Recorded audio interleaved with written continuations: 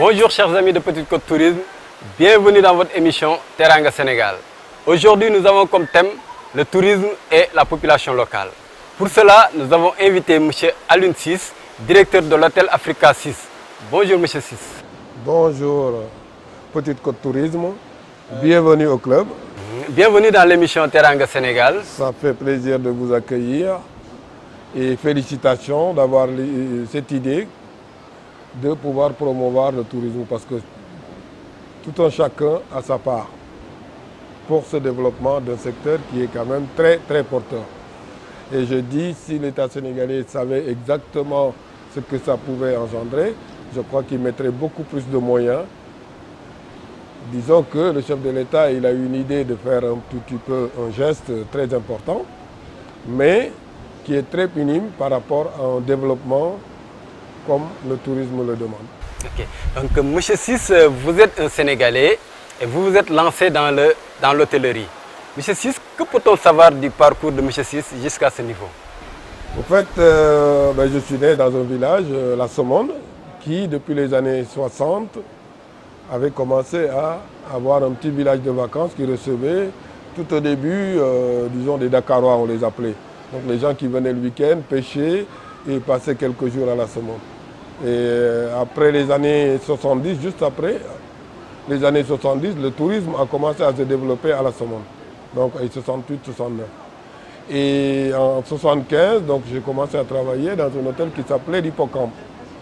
Et on a commencé à faire notre apprentissage dans les années 74-75. Et les années 80, donc j'ai quitté la Somonde pour aller à Dakar, dans d'autres hôtels. Et après, ça m'a fait voyager un tout petit peu en Europe et en Afrique. Et voilà, ce petit parcours qui, toujours dans l'hôtellerie et la restauration. Donc j'ai pris goût et je continuais là-dessus. Donc très jeune, je savais que j'avais dans la tête de demain pouvoir diriger un établissement comme je le dirige aujourd'hui. Monsieur Ciss, en tant que Sénégalais encore, selon vous, quelle est la perception de la société des Sénégalais par rapport à l'hôtellerie? En fait, la perception des Sénégalais, c'est un peu vague de dire ça comme ça, de l'appeler comme ça. Mais si tu veux, c'est un métier, comme tous les métiers. Mais le problème de l'hôtellerie, c'est qu'il faut beaucoup d'argent pour le démarrer. Et la plupart du temps, n'ayant pas des banques qui vraiment s'occupent un tout petit peu du volet tourisme, fait défaut un tout petit peu pour ce secteur. Par exemple, vous allez voir Crédit Agricole, vous allez voir des banques pour la pêche, vous allez voir d'autres structures qui peuvent aider et booster l'économie sénégalaise. Mais le tourisme a été oublié en rade. C'est vrai que dans les années 80, il y avait une société comme Sophie Sédit, mais qui a été mal gérée, qui est tombée à l'eau. Et malheureusement, c'est un secteur quand même, à un moment donné, était le deuxième ressource quand même du pays. Donc si on savait faire, le tourisme allait être en premier. Mais malheureusement, on a tous les atouts, comme tout le monde le dit. Le Sénégal est un pays à quelques kilomètres de l'Europe, si tu veux, à 5 heures de vol. Et un pays calme, paisible et tout ce que vous voulez comme avantage. Mais on arrive encore à peiner pour faire le million ou les 2 millions de tourisme par an, ce qui est vraiment minime. À côté du Maroc, des pays qui sont juste à côté de nous, qui aujourd'hui dépassent largement les 10 millions de touristes, nous on a encore du mal à le faire. Donc ça pose vraiment un problème. Mais ce réel problème est dû également aussi à ce que les Sénégalais qui sont dans ce métier n'ont pas les moyens. Parce que les métiers, ce n'est pas très bien payé. Et en plus, comme je vous ai dit tout à l'heure, on n'a pas de banques qui vraiment sont là pour booster ce secteur. Et les Sénégalais qui ont les moyens, en général, connaissent très mal l'hôtellerie et le tourisme, donc ils n'investissent pas là-dedans. Eux, ils préfèrent aller investir dans l'immobilier que le secteur touristique. Sinon, ce qu'ils vont faire, c'est avoir des immeubles ou avoir de l'hébergement, ce qui, c'est vrai, ça fait partie un tout petit peu quelque part, mais qui ne traîne pas beaucoup d'emplois.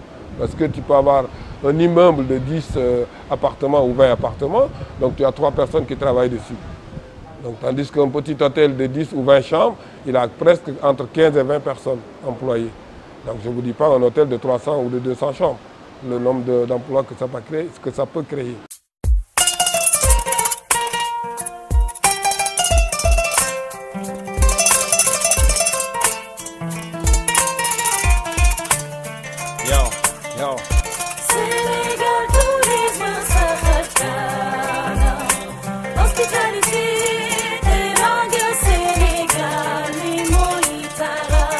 Vous venez tout à l'heure de parler d'emploi. En tant que responsable d'hôtel, directeur d'hôtel, est-ce que les hôtels recrutent au niveau de la population locale? Si, ils recrutent au niveau de la population, mais le problème des hôtels, enfin des grands hôtels, là on peut toucher, par exemple les hôtels de 5 ou de 4 étoiles, le problème il est beaucoup plus complexe. Ils recrutent, mais pas sur la base, par exemple, on prend un village où je suis né, à la Somone. Mais les personnes qui travaillent dans ce secteur, qui sont dans les hôtels, les cadres et autres, quand ils doivent recruter, ils vont chercher leurs amis ou leurs parents. Donc les personnes, les villages voisins ne bénéficient pas réellement comme il se devait. Et également, il y a un autre fléau. Donc les écoles hôtelières qui forment des jeunes et autres, la plupart du temps, ces jeunes sont laissés en rade, ou bien ils sont exploités avec des stages à n'en plus finir. Donc tu vas voir des jeunes qui font pendant 3-4 ans de stage pour ne gagner que quoi, dans les 30 ou 40 000. Et c'est de la misère. Donc c'est pas normal. Mais là, il n'y a aucun suivi. Et si tu veux, donc ces gens-là, ils peuvent se permettre de tout. Et beaucoup de gens aujourd'hui, ils préfèrent aller travailler dans des petites structures où ils gagnent beaucoup mieux leur vie, mais au moins ils sont tranquilles. Et c'est vrai que sur le plan national, ce sont tous des Sénégalais, ça je suis d'accord. Mais quand tu te bases dans une ville ou dans un petit bled comme la Somone, ou Saly ou Ngaparou, quand même les habitants de cette localité devraient avoir quand même une petite priorité par rapport à leur métier. Ok, mais on voit des hôtels qui sont souvent dans de grandes villes, par exemple à Dakar ou bien à Hambourg, souvent des hôtels qui sont dans des endroits où vraiment il y a peut-être du personnel qualifié. Mais est-ce que vraiment les hôtels, avant de faire le choix des employés, ils pensent aux populations locales d'abord? Non, c'est ce que je vous dis. Les cadres qui sont dans cet hôtel, en général, en règle générale, ils travaillent avec leurs parents, leurs amis, et ainsi de suite. Donc dès qu'il y a un poste qui doit se faire, donc pour eux, si c'est un poste important, ils préfèrent le donner à leurs parents ou à leurs frères, au détriment de ceux qui ont des études, ceux qui ont des diplômes et autres. Et ça pose beaucoup de problèmes. Et aujourd'hui, quand vous allez dans ces grands hôtels, donc il n'y a plus de métier à apprendre. Donc les jeunes, l'art de l'hôtellerie ou de la restauration, ça se perd dans ces genres d'hôtels. Parce qu'il n'y a que des buffets, donc on ne fait que débarrasser. Et c'est une formule tout compris, ce qui n'avance en rien le métier. Parce que le métier, c'est de l'art. C'est un travail du début à la fin, c'est de l'art. Donc pour qui le comprend?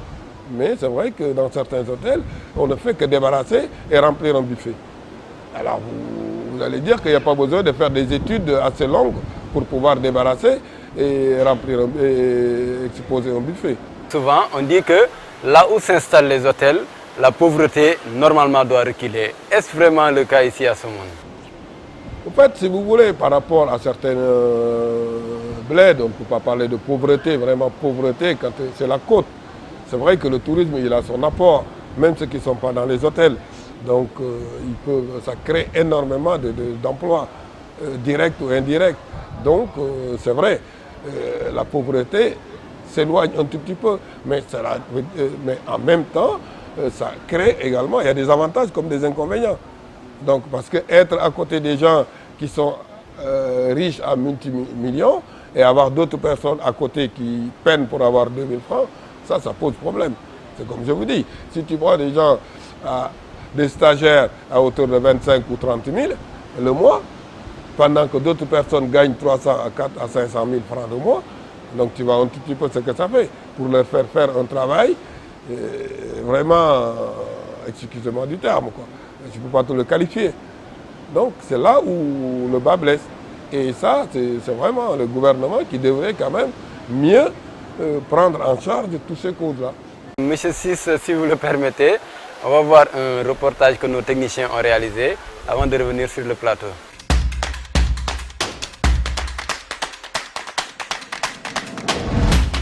Les hôtels nous font travailler parce que tous les hôtels d'ici, de Baobab, Africa King jusqu'à Saly, ils viennent ici de temps en temps pour prendre les commandes.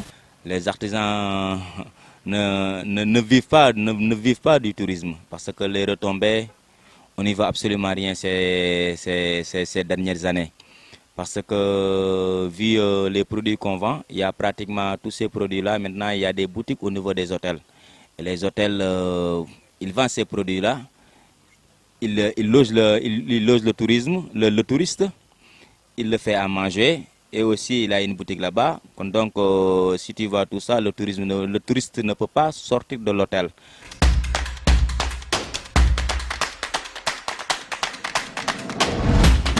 Monsieur Ciss, vous venez de suivre le micro-trottoir que nos techniciens ont réalisé. Donc on a eu deux intervenants. La première, c'est une dame qui travaille au niveau de l'ostéricole, là où on fait la culture des huîtres.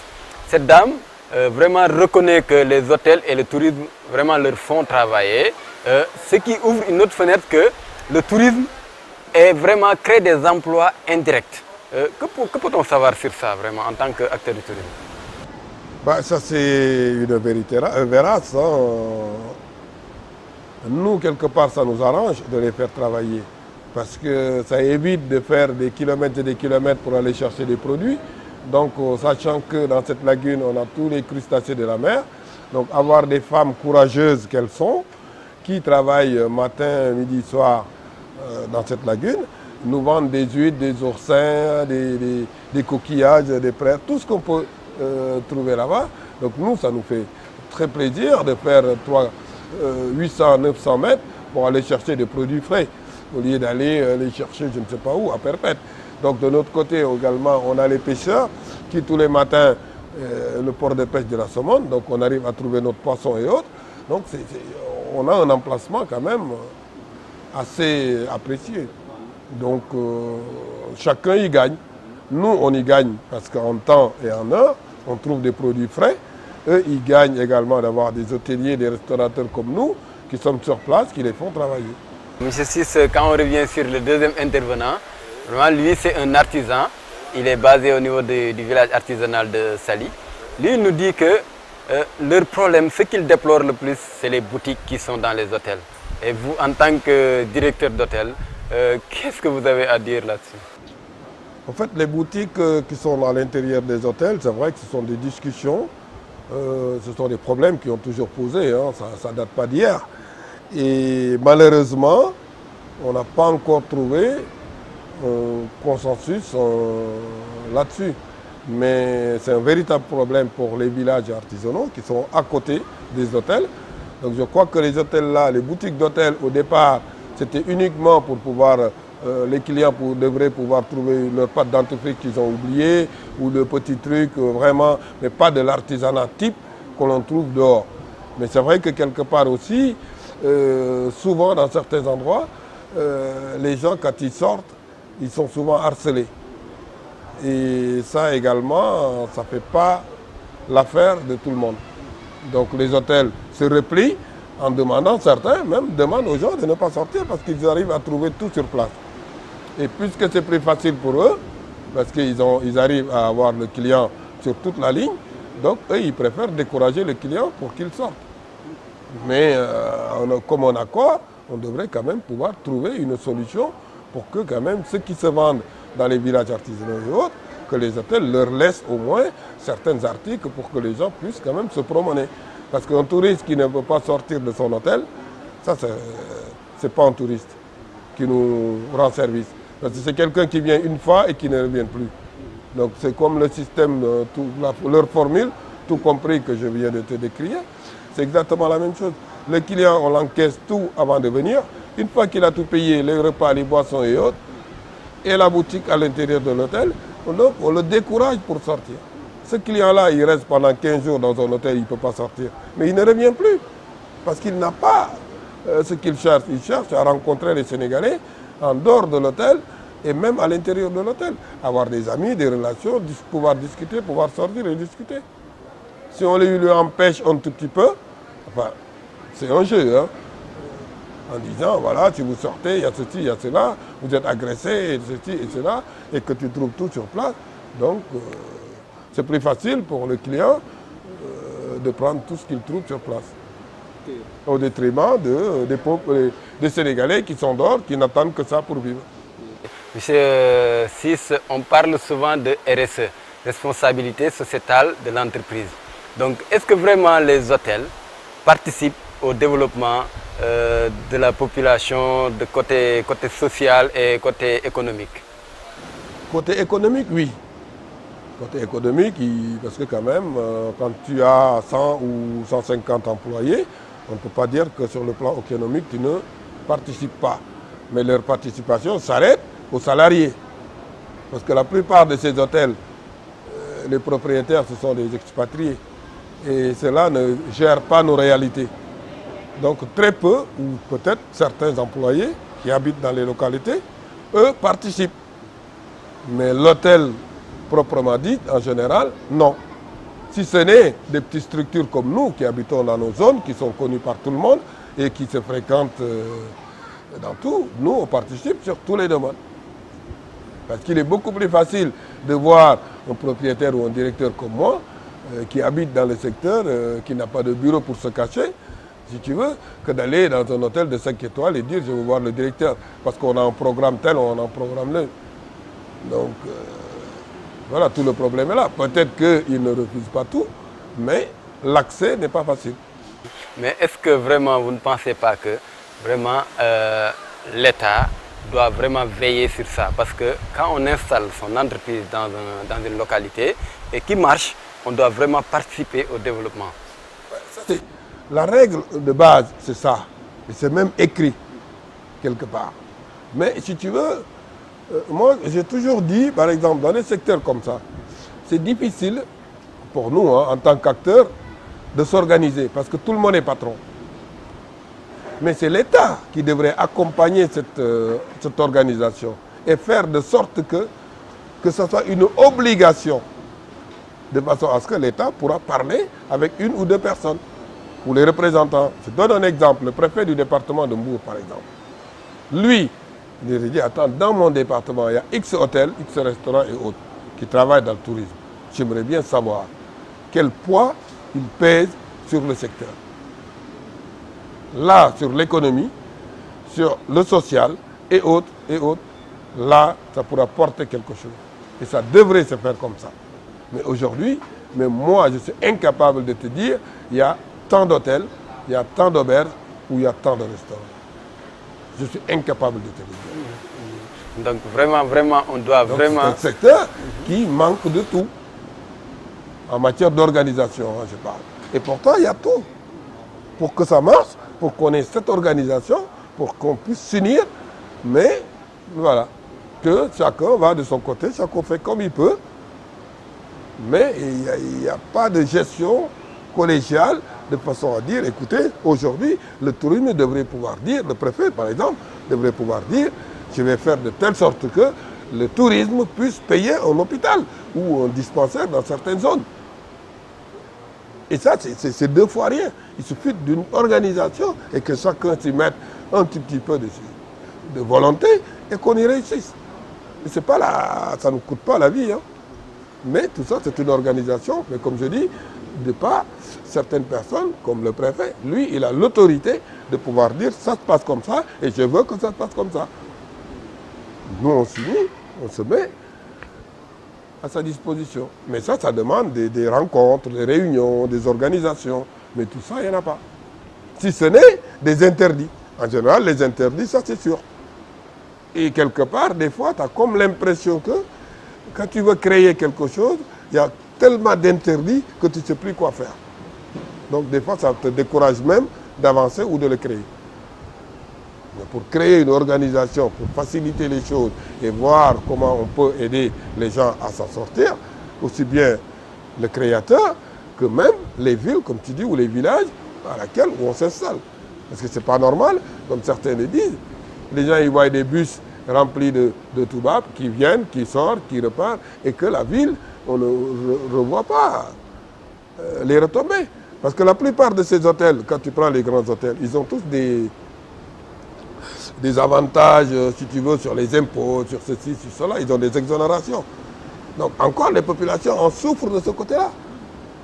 Alors, tu as un investissement de X millions, tu as une exonération de 5 ans. Après les 5 ans, il va créer une autre investissement et ça pousse.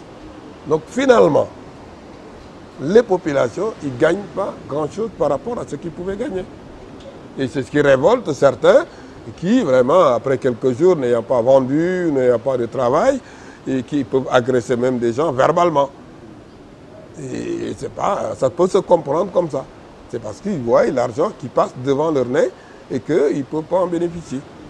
Et malheureusement, la seule façon dont ils pensent pouvoir le faire, c'est se jeter sur la personne qui aura le malchance de tomber sur eux. Donc vraiment, à vous entendre dire, on peut expliquer souvent le comportement de certains, comme on dit, des antiquaires ou bien de certaines populations locales par rapport à certains clients qui sont là, des touristes. Donc vraiment, ça doit être un appel vraiment aux autorités responsables du tourisme. Parce que je pense que le préfet, il a un pouvoir, mais ce pouvoir doit émaner presque des autorités principales. Donc je pense qu'on doit lancer un appel. Des fois, il faut quand même prendre, si tu veux, les choses en main. Eux, ils peuvent le faire. Par exemple, je vous donne un exemple. Vous prenez un hôtel d'expatriés. Il amène des animateurs, des danseurs. Ça va être des danseurs, ça peut être quelqu'un qui accompagne des clients. Mais tu sais que ces gens-là, ils sont payés comme presque un Français qui est en France. Il peut payer 10 à 20 employés, même des cadres de l'hôtel. Pourquoi? Parce que eux, ils s'occupent depuis la base de leur population. Contrairement à chez nous. Nous, la personne, elle arrive, elle peut faire ce qu'elle veut. Donc ça même, quelque part, moi j'ai toujours dit, parce que j'ai vécu dans ces grands hôtels. J'ai passé toute ma vie là-dessus. Donc ça fait à peine 9 ans que je me suis retiré pour créer mon structure. Donc je te parle, ce dont je te parle, je le sais. Et quelque part, la prostitution dont on parle, mais ça peut émaner de là. Quand tu travailles pour 30 000, ta famille, que ce soit une femme ou même un homme, parce que la prostitution, ce n'est pas que vers les femmes. Ça fait partie des avantages et des inconvénients du tourisme qu'on peut balancer. Donc, toi tu travailles, on pense que tu travailles. Tu as même honte de dire qu'on me donne 30 000. Donc le peu qu'on te donne, tu essaies d'aider ta famille, tu essaies de t'habiller. Mais pour une femme, qu'est-ce que tu veux qu'elle va faire? Quand tu vas voir un malfaiteur qui est là, qui arrive avec 500 €, 200 €, une fois, deux fois, trois fois, mais la personne pète des plombs. Et peut-être à l'origine, ce n'était pas ça. À l'origine, c'était quelqu'un qui voulait apprendre le métier, voulait travailler. Mais n'ayant pas de débouché ni rien, je vais tomber sur ce filet. Malheureux. Donc, encore, nos autorités devront mieux cerner ce secteur. Vous êtes directeur de l'hôtel Africa 6 qui est situé à Somone. Et vraiment, touchons du bois, un hôtel qui est vraiment réputé vraiment par une clientèle, touchons du bois encore. Quel est votre secret, M. 6? Le secret, ce n'est pas difficile. Hein. C'est essayer de faire de sorte que les gens, quand ils arrivent, ils sont contents. Quand ils repartent contents. C'est tout. On essaie, on ne fait pas ni plus ni moins qu'un accueil et essayer de proposer des produits. Comme je vous l'ai dit tout à l'heure, on a la chance d'avoir la mer à côté, du poisson frais tous les matins, des crustacés de la mer. Eh ben, ce qui reste, ce n'est pas difficile quand tu es du métier. Mais la plupart du temps, c'est vrai que moi j'ai passé plus de 40 ans dans ce métier. Donc ce n'est pas 2 jours. Donc je suis de la partie. C'est ça la différence. Et pourquoi vraiment, selon vous, les Sénégalais n'osent pas vraiment s'investir dans ce secteur hôtellerie? Et c'est souvent des gens qui viennent en deuxième position. Il y a un expatrié, un étranger qui vient, qui investit. Et ensuite, on les nomme comme des chefs de responsabilité, des deuxièmes. Soit ils viennent toujours en deuxième position. Et selon vous, c'est quoi? C'est dû à quoi? Si, je vous l'ai dit tout à l'heure. C'est le fait que ces Sénégalais, ils n'ont pas d'appui, ils n'ont pas de finances au départ. Il n'y a pas de banque qui puisse dire, OK, les garanties qu'on leur demande, ils ne peuvent pas l'avoir. Quelqu'un qui sort de l'école, ou quelqu'un qui a fait 10 ans d'hôtellerie, il n'a pas de garantie pour aller prendre un crédit de 20 ou 30 ou 40 millions. Et 40 millions, c'est rien du tout. Tu peux faire un petit restaurant ou un petit auberge, à la limite. Donc, si on avait des banques qui sont là, après les études, les jeunes peuvent dire, OK, moi, je vais oser. Ou bien après avoir fait ton expérience pendant une dizaine d'années dans les grandes hôtels et autres, tu dis, OK, je me repris pour aller créer ma structure, aller voir ces banques. C'est possible. Mais ça n'existe pas. Donc les capitaux étrangers, ils arrivent, ils ont cet argent. Ou bien ils ont la garantie d'aller dans nos banques pour emprunter de l'argent. Parce que la plupart de nos banques également, ce sont des banques françaises, la plupart. Donc le Français qui arrive là, il a mis le temps d'avoir des crédits par rapport à ce genre de structure. C'est pour ça que je te disais au départ que le président de la République avait donné 5 milliards, avait dit un crédit hôtelier, mais ça c'est un crédit du tourisme. Parce que tu as l'hôtellerie, tu as les agences de voyage, tu as toutes sortes de trucs qui peuvent en bénéficier. Donc c'est le tourisme en règle générale. Mais ce crédit a aidé pas mal de personnes, dont moi qui vous parle, mais c'est tellement minime parce que le plafond était de 100 millions. Nous les petits, on était dans les 40-50 millions. Ça aide, si tu veux, pour quelqu'un qui était à l'agonie par rapport à tout ce qui s'est passé, les difficultés qu'on a eues avec les visas, avec les ceci, les cela. Donc, il a réussi à nous enlever tout ça, le président Macky Sall. Très bien, bravo. Mais le crédit hôtelier qu'il a mis, bravo, mais c'est très peu. Il aurait dû créer une banque qui puisse accompagner les acteurs.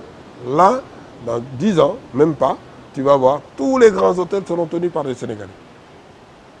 Parce que là, il y aura la possibilité de mettre leur savoir-faire en avant. Mais aujourd'hui, tu les vois, dès que tu as un emploi, tu attends la retraite dans ces grands hôtels. Et dans ces grands hôtels-là, quand tu as fait 15 ans, tu n'as plus rien à prouver. Rien à prouver. Tu as fait ton temps, tu dois partir et laisser quelqu'un d'autre. Mais ce malheur de vouloir attendre la retraite parce que tu as un poste qui est à peu près acceptable au niveau salaire, un cadre de vie bien, donc tu n'oses pas partir. Donc tu attends la retraite. Et les jeunes qui sont derrière toi, qu'est-ce que ça va faire?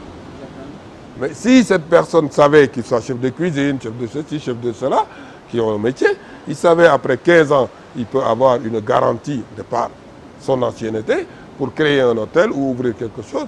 Mais ils ne resteront pas, ils partiront tous. Et c'est comme ça que la chaîne monte. Et c'est comme ça qu'on arrive à avoir des hôtels dignes de leur nom, gérés par des Sénégalais. Et même mieux réfléchis pour que le Sénégalais puisse sortir de chez lui pour aller dans ces hôtels. Parce que là, à ce moment-là, on aura des prix assez réduits pour que tout un chacun puisse s'y retrouver. Mais là, ce sont des hôtels sur le plan international des capitaux étrangers. Donc, ils se câblent comme si c'était en France. Okay, donc, M. Ciss, on est à la fin de l'émission. Donc, vous allez donner votre dernier mot avant la clôture. Ben, le dernier mot, c'est de vous remercier encore une fois de plus, comme je l'ai démarré, parce que des jeunes comme vous qui font de la recherche, hein, vous êtes des acteurs du tourisme également, parce que c'est un secteur, si ça marche, vous vous retrouvez, et nous également. Donc, si vous faites la promotion de ce secteur, mais c'est bravo. Et ce que je vous dis, c'est qu'il faut se rapprocher à l'agence de la promotion du tourisme pour que quand même qu'ils puissent vous aider. Et parce que vous êtes sur le terrain. Donc vous pourriez travailler en collaboration avec cette agence pour pouvoir quand même aller plus de l'avant. Parce que vous êtes nos supports directs, chose que l'agence à Dakar ne peut pas savoir. Alors moi je vous demande d'être beaucoup plus près d'eux pour mieux collaborer avec eux. Donc je pense que ça ne pourra être que du bien pour tout le monde. Ok. Merci M. Ciss pour ces mots d'encouragement.